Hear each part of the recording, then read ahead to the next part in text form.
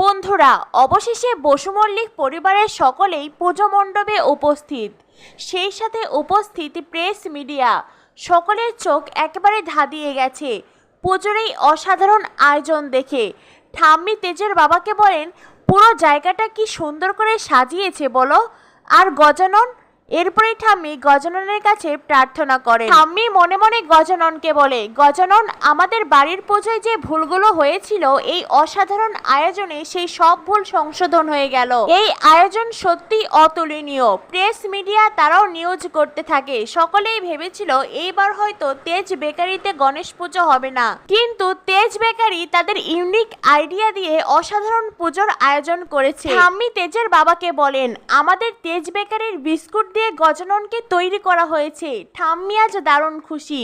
সুধা তখন পর্দার আড়াল থেকে ঠাম্মিকে দেখে মনে মনে বলতে থাকে, ঠাম্মির এই খুশিটাই আমার সেরা পাওনা গজানন। এদিকে আগামী পর্বে দেখানো হবে তেজ সুধাকে বলে পুজো মণ্ডপে যেতে। সুধা বলে, না মিস্টার বসু মল্লিক, আমি যেতে পারবো না। তেজ বলে, আপনি নিজের হাতে আমাদের ইষ্ট দেবতার পুজোর আয়োজন করেছেন, আর সেখানে যদি আপনি না থাকেন তবে স্বয়ং গজাননকে অপমান করা হবে। সুধা বলে, আর আমি ওখানে গেলে ঠাম্মি অপমানিত হবেন। তেজ বলে, সুধা, আপনি তো বুদ্ধিমতী মেয়ে, কিছু একটা ব্যবস্থা করুন না। আর হ্যাঁ, একটা কথা কান খুলে শুনে রাখুন, আপনি যদি পুজো মণ্ডপে না যান তবে আমিও পুজোতে কিছুতেই বসবো না। এরপরেই দেখা যায় সুধা ছদ্মবেশে প্রদীপ হাতে পুজো মণ্ডপে উপস্থিত হয়।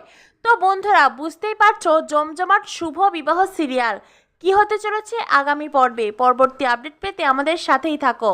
ধন্যবাদ সবাইকে।